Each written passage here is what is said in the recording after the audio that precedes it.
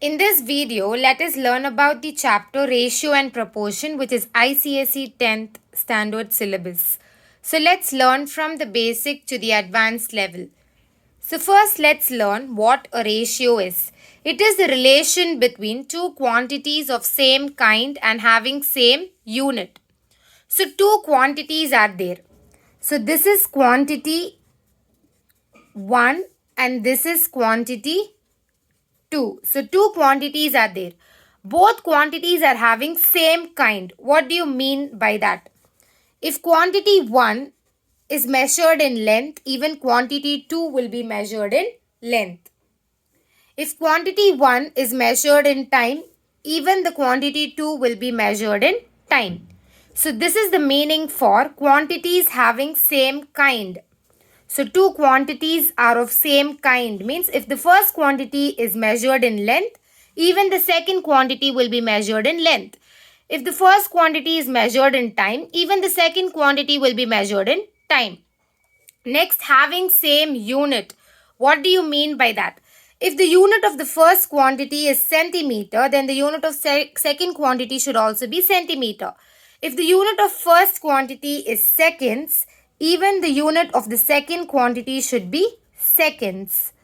So this is the meaning for same kind and having same unit. So ratio is the relation between two quantities having same kind and same unit.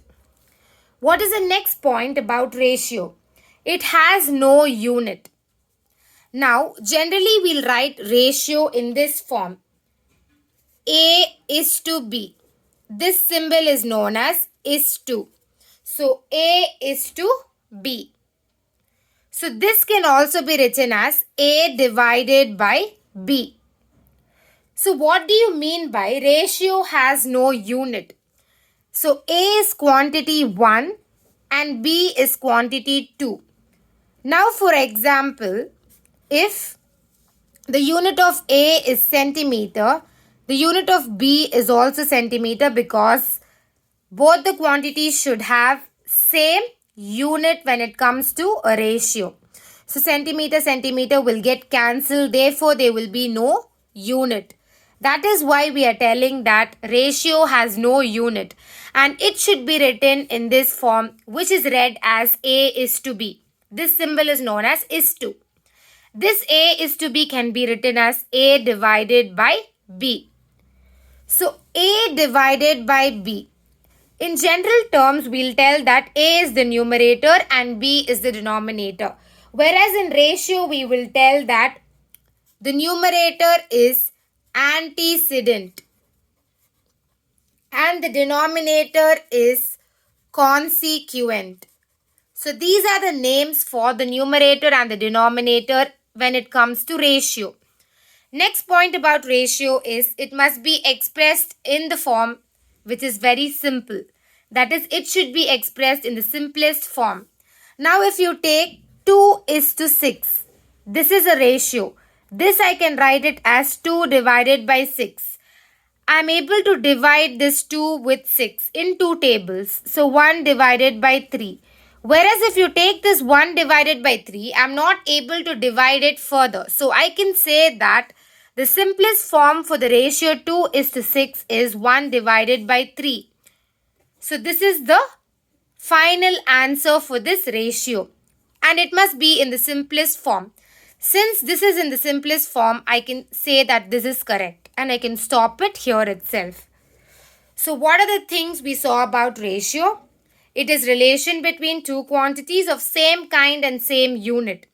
So if quantity 1 is measured in length, even quantity 2 will be measured in length. Next, same unit means if quantity 1's unit is centimeter, even quantity 2's length should be centimeter. Next, ratio is written in this form, A is to B. This symbol is known as is to. So this can be written as A divided by B, where A is quantity 1 and B is quantity 2. Next, ratio has no unit. So if quantity 1, which is A, the unit of that is centimeter and unit of B is centimeter, both will get cancelled. Therefore, no unit will be there in the ratio. Next, In general terms, we'll call A as numerator and B as denominator, whereas in ratio, we'll call A as antecedent and B as consequent. Next, ratio can be expressed in the simplest form. It has to be expressed in simplest form. So this ratio 2:6 can be written as 2 divided by 6 and it will be divided in two tables. Therefore, when I divide, I'll get 1 by 3. I'm not able to divide 1 by 3 further. Therefore, this is the simplest form. So therefore, the answer for 2:6 is 1 divided by 3. Next, another point is 8 centimeter is to 6 meter. So whenever this kind of ratio is given, I'm checking the unit. The unit of the first quantity is centimeter, unit of the second quantity is meter. We learned that ratio should have same unit. Both the quantities in a ratio should have same unit. These two are different. So I'm going to convert it to same unit. We know that 1 meter is equal to 100 centimeter. So I'm going to convert this 8 centimeter into meters. So in the place of centimeter, I'm going to put 8 centimeter because I want to convert this 8 centimeter into meter. I'm going to put an X over here. Now I'm going to cross multiply this 8 centimeter into 1 meter. So 8 ones are 8. Next 100 centimeter into X is 100x. So therefore X is equal to 8 divided by 100.